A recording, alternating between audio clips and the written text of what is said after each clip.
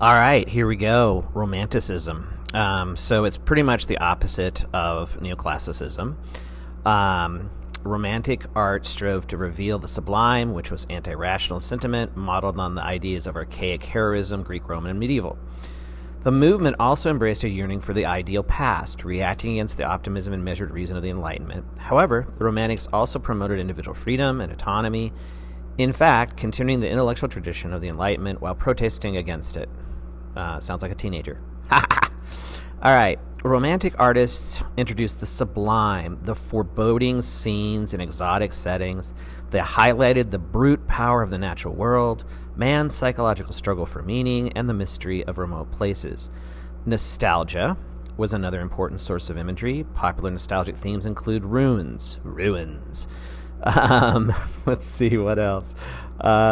Exotic places. And then rather than emphasis controlled line and careful draftsmanship, sort of anal retentiveness, the Romantics used broad swaths of vibrant color to communicate emotional feelings.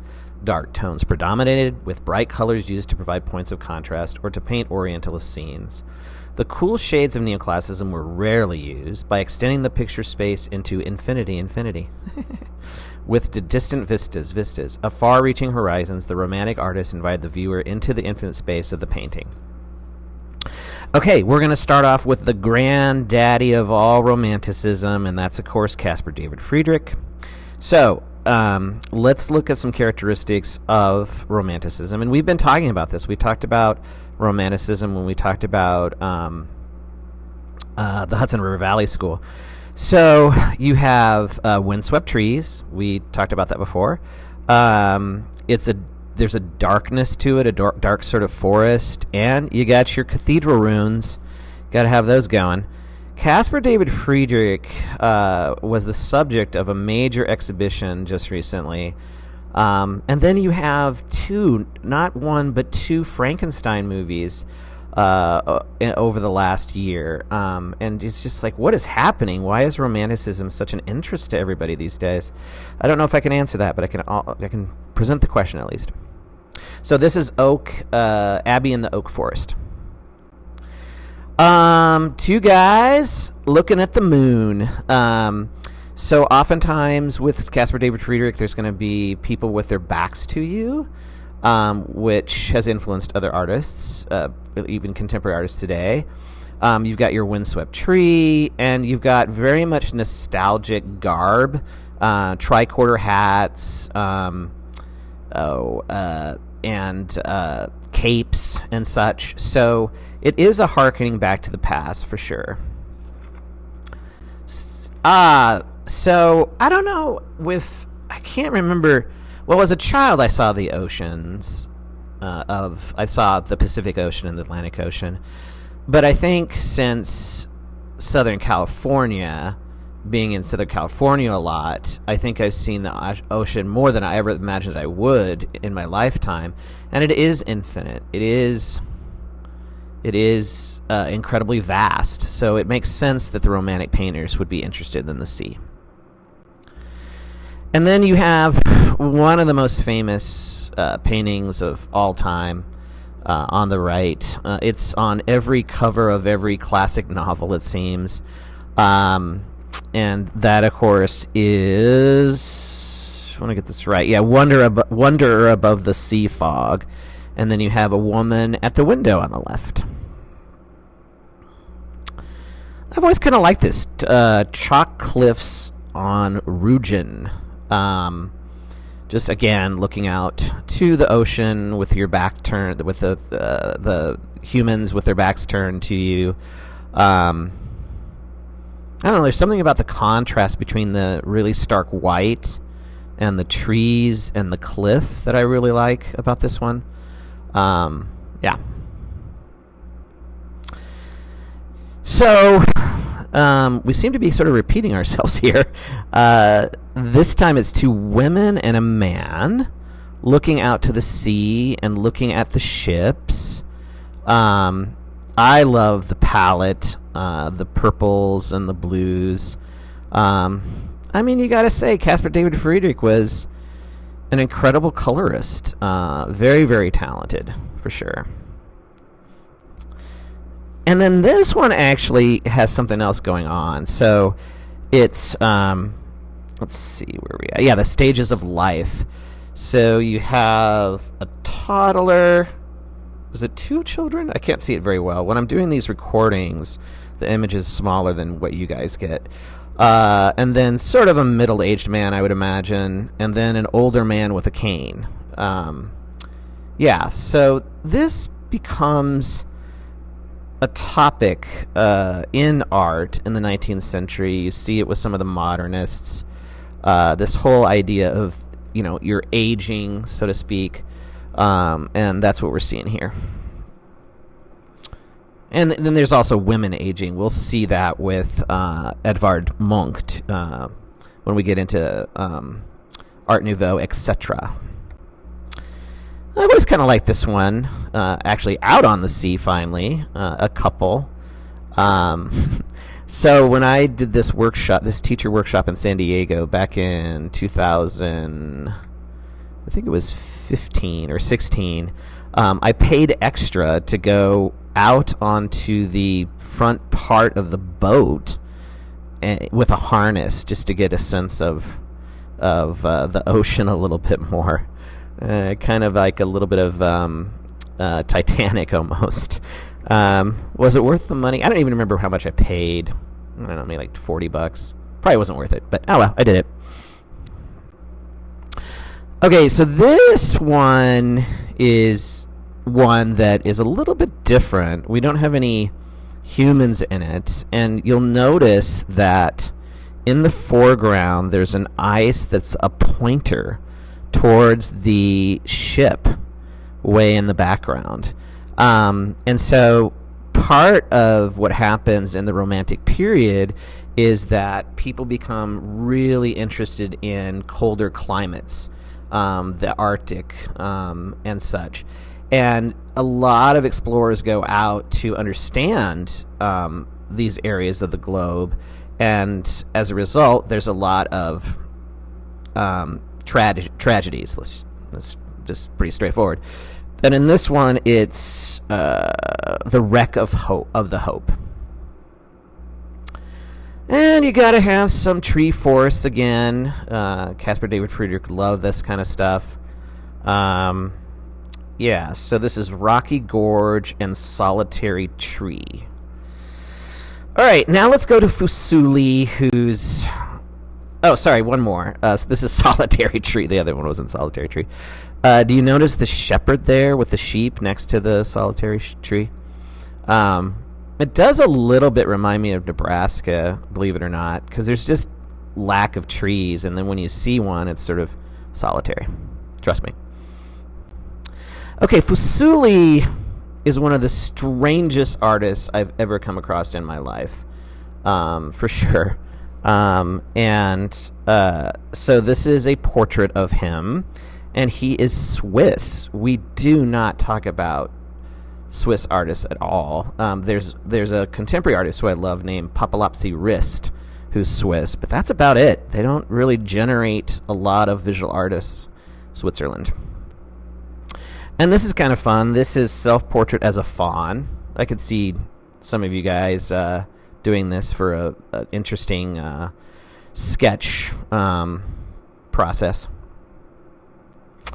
And then this is the famous one, the nightmare. You have the succubus over the woman. You have the haunting horse. Just really well known in art history. And then, hey, let's get some witches in here. This is The Shepherd's Dream from Paradise Lost. Interesting. Maybe they're not witches. I don't know who they are. Oh, well. Okay, there you go. And then last but not least, Tatiana and Bottom. My favorite, absolute favorite Shakespeare play is Midsummer Night's Dream. I've seen it a number of times, and I love it when artists paint scenes from that play. Okay, let's keep going. So this is J.M.W. Turner. He is the most beloved artist of England. It's just not a contest. He's number one as far as the English are concerned. And he did this very famous painting, which is the slave ship. And so the slave ship is run aground, and there's some people drowning. And also you'll notice that he has a painterly style, you guys. So is he a little bit of a precursor to Impressionism? I think so. Yeah, I'm going to go with that. He was a unique individual. There's no doubt about it. There's been a recent biopic in the last 10 years that was very, very interesting.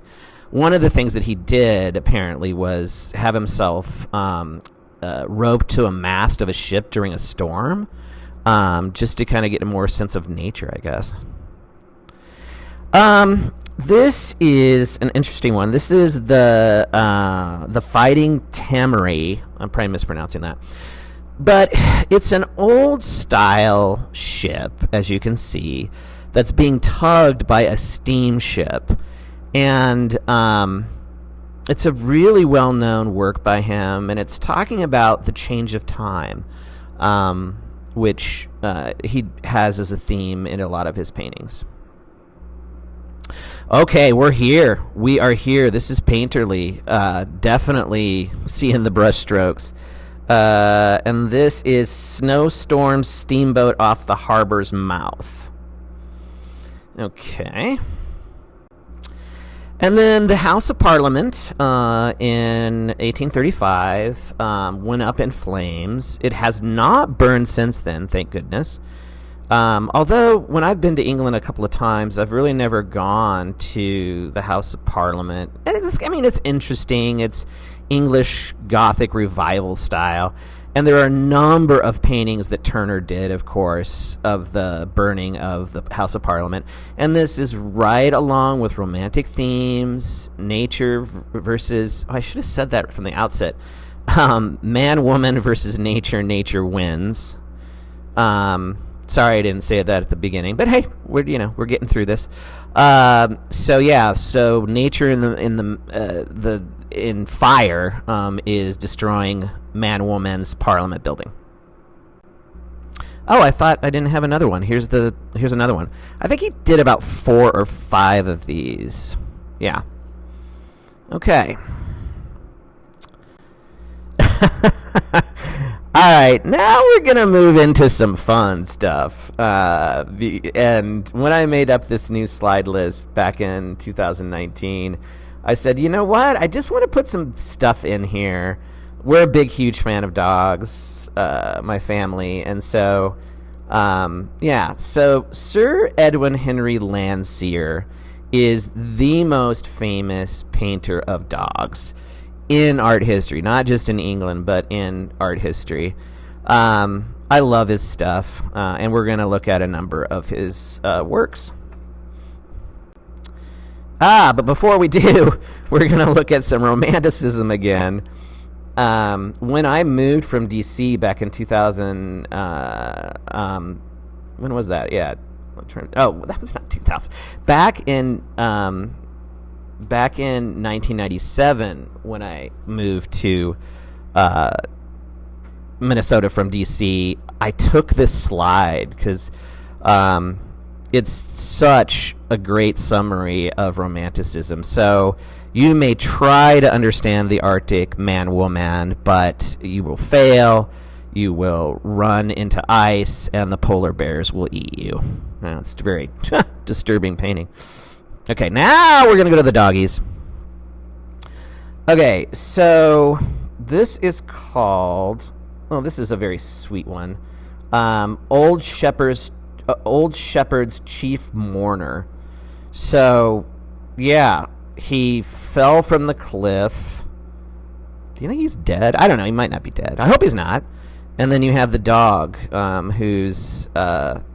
No. Our COVID puppy is much more aware of human emotions, so I could see COVID puppy being in this painting. Oh, jeez. Okay, let's not talk about this one too long. But yeah, so man's best friend. Oh, no, it's just called... Yeah. Oh, okay, I kind of screwed up. I think this is Old Shepherd's Chief Mourner, not the other one. Well, they're both the dogs are mourning. It's easy to sort of mix that up. Okay, let's get to something fun. Okay, finally, jeez. That was rough. So this is a distinguished member of human society, also known as Bob. And he has saved this little girl from the ocean. And he's a very, very big dog. Beautiful big dog. Thank you very much, Bob. Oh, here's some more. Oh, this is Eos, not Bob. Looks very similar, though. I wish we could go back and kind of compare these two. Oh, well. This is Eos. My friend Ward had a Saint Bernard, and those dogs are huge. Its name was Butch, and it was a very gentle, beautiful dog. Loved that dog. Rest in peace, Butch. Talk about contrast. Hello. Another, well, this would be actually probably a hunting dog or probably. Very thin. Looks like you could use a little bit more dog food. Okay, now we're moving to monkeys. Thank you, Quinn, for the monkey sound. So this is the monkey has seen the world. Oh boy, he's something else. He's a dandy. I guess everybody else is just a monkey. And he's probably bragging about his world travels. I don't know. I don't think I'd want to hang out with that guy. All right, so next.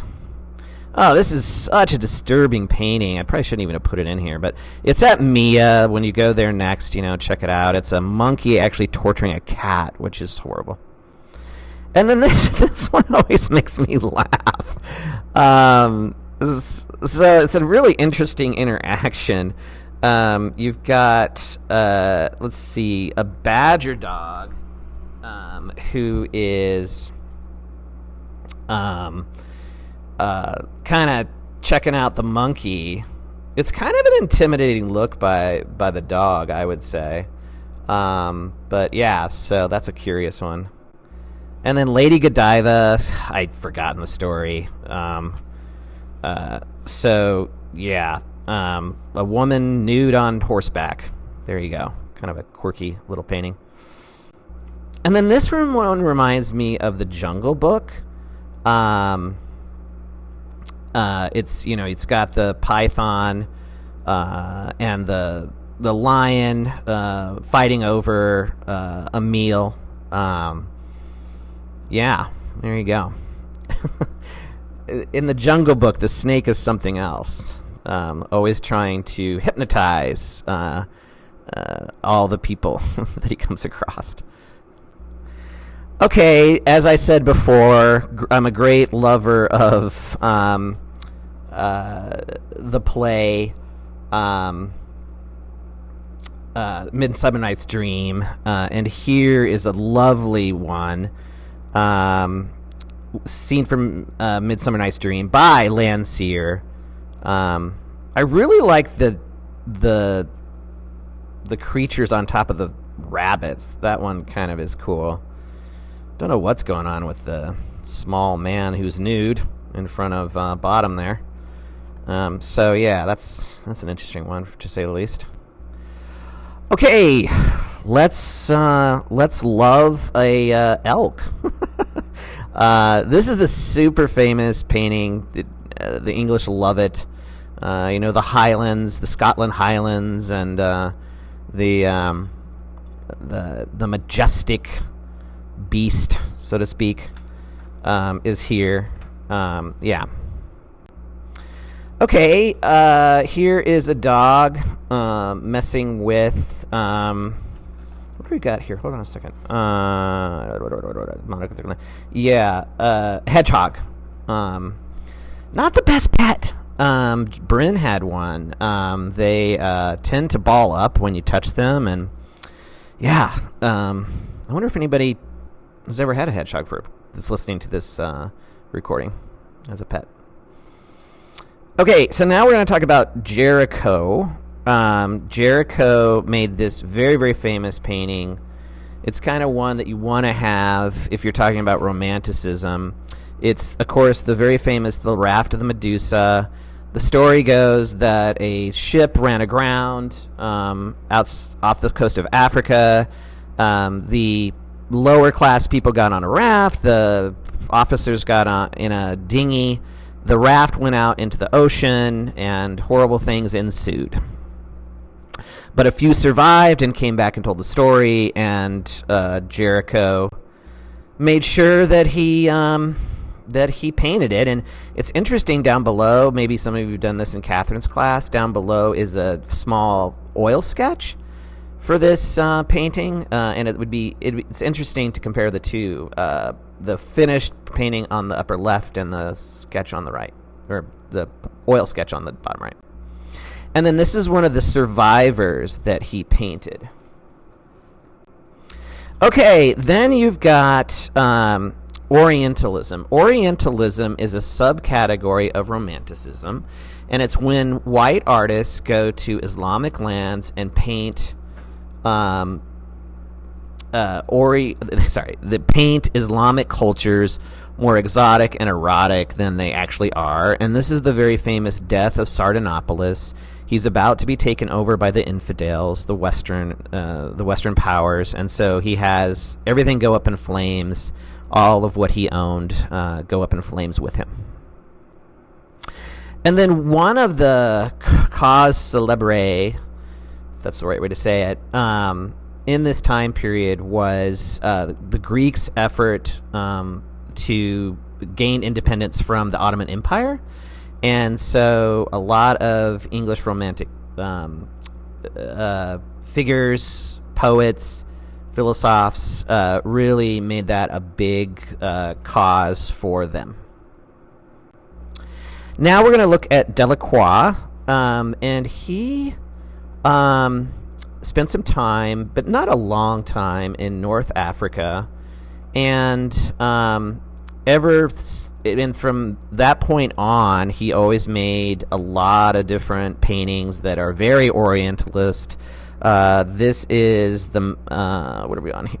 This is the lion hunt.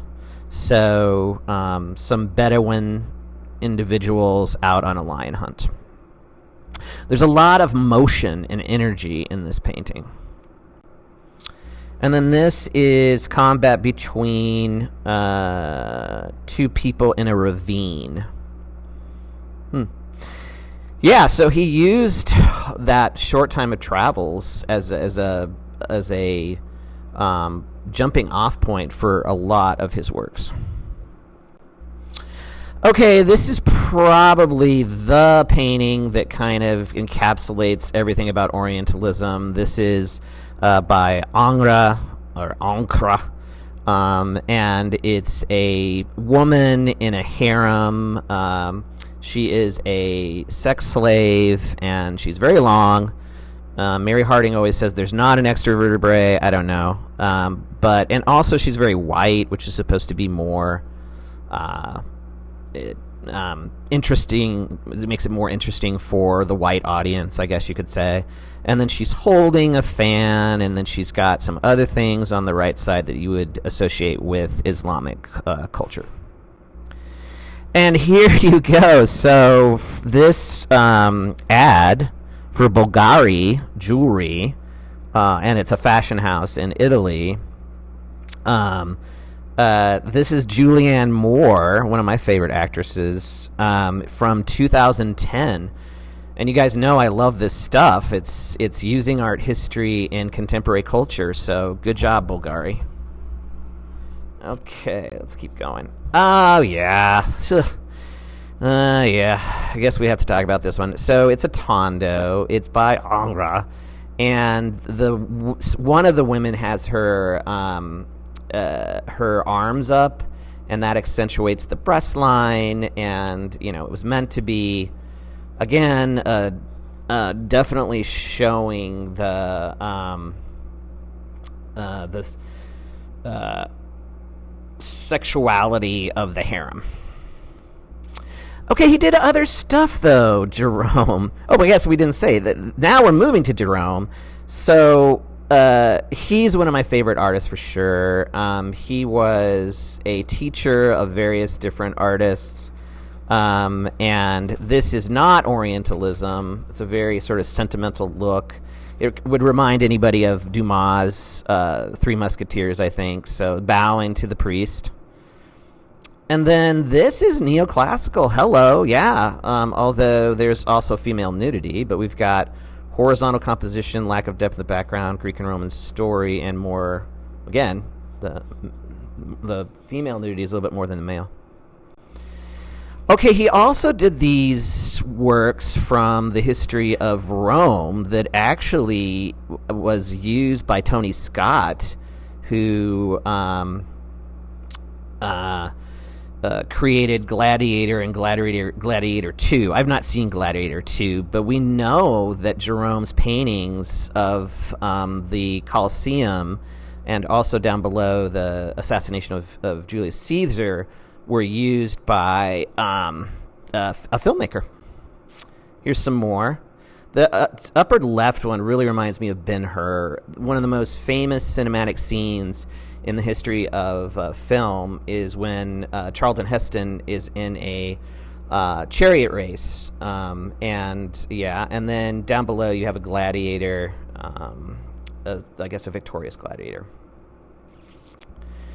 And you gotta give the Christians lions right there. Okay, this is kind of fun. So this is Jerome again, 3 times. So you've got working in marble on the left, in the middle, the end of the session with the model, and then Pygmalion and Galatea. I think I'm pronouncing that right. So you probably know the story of Pygmalion. He works on this sculpture, and then he wishes to the gods that the sculpture could come alive, and that's what's happening there. This is Bathsheba, and David is looking at her up in the upper window there, or the terrace. And here's Bathsheba bathing, sort of out, kind of seems like in public. A very white Bathsheba. Okay, so Jerome, the painting on the left is absolutely one of my favorites at Mia, maybe even my top 3. It's The Carpet Merchants. It's an example of Orientalism.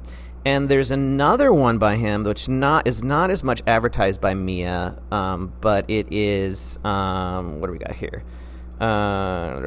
Young Greeks in the Mosque. And the stairway there is called the Minbar. Okay, and then let's do some more Orientalism. You've got a strong contrast between the servant on the left and the woman she's bathing, and same thing on the right as well. And check out those shoes on the right, in the right corner. Okay, here's some Arabs crossing the desert. That's the title of this one. I've always liked this one. This is the call to prayer, which is done 5 times a year, 5 times a day. Some of you know that I traveled to Istanbul in the January of '96, and it was always so interesting to hear the call to prayer. I think a person should, at some point in their life, travel to an Islamic country. It's a very good thing to do. Here they're looking at the mihrab, which is the niche that points towards Mecca, and it's it is maybe the most important part of a mosque. I love the blue tiles. When I was in Istanbul, it was amazing to see the blue tiles. And then one of the things about Islam is there's not pews and the most important people get to be up front or anything like that. It's all sort of, what do I want to say, sort of democratic. And this is, I think it's just in the mosque praying. And then you have a person reading from the Quran. And then I believe this could be a funeral. which I witnessed a little bit of that when I was in Istanbul. The gesture of the hands is one part of it. And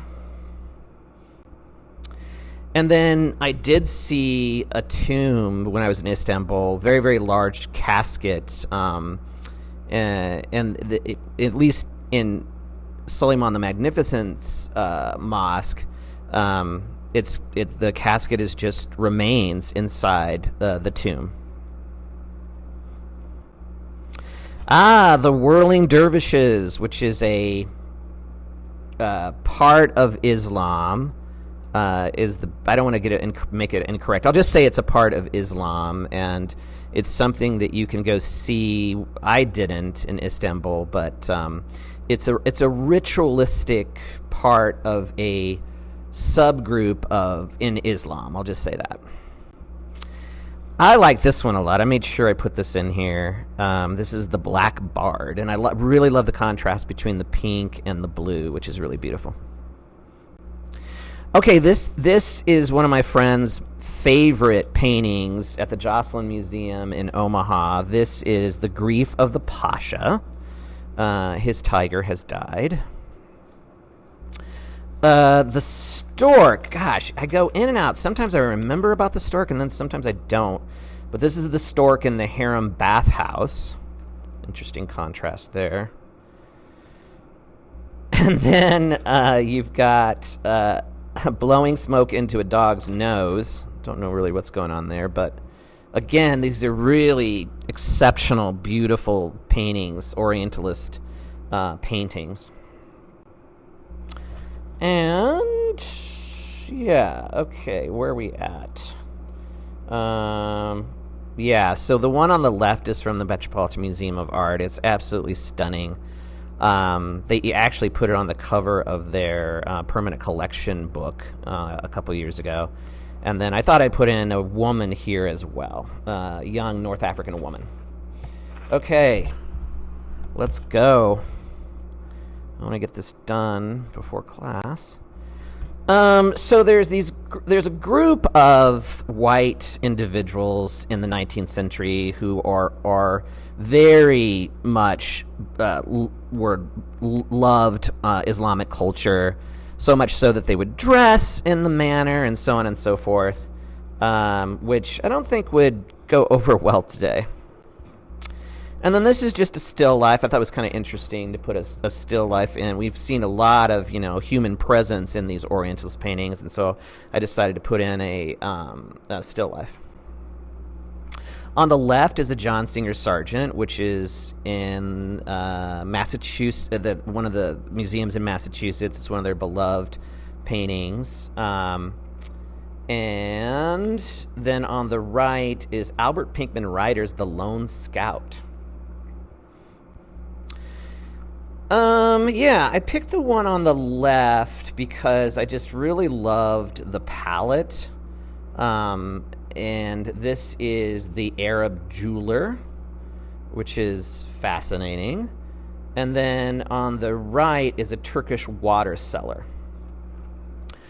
Okay, so there's a illustrator and artist named Maxfield Parrish.